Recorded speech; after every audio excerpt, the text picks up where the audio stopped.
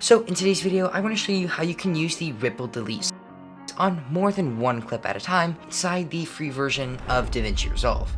So let's get right into it.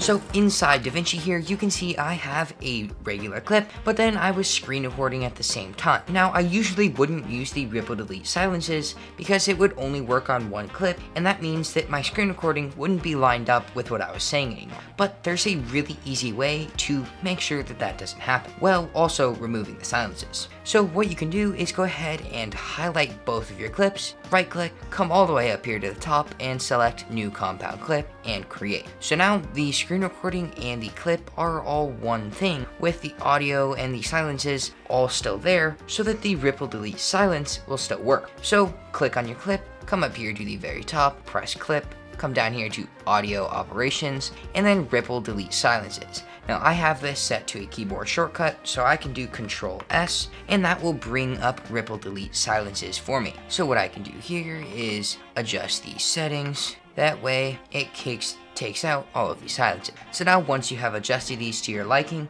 and you can see where it is going to cut things out, go ahead and press remove, and then now you can see that it has done this on all of our clips. Now you may be wondering that you won't be able to edit it if they are in a compound clip. Now there is a way to fix this. So go ahead and zoom out on your timeline a little bit until you can see the entire thing. Go ahead and highlight all of your clips, right click, and come up here to decompose in place. Select using clips only, and now you have your screen recording, or whatever the clip is, and your base clip cut up with all of the silences while still being lined up, but you are able to edit them independently still. So if this video was helpful, or maybe you liked it, go ahead and click on this one next, and I'll see you in the next one.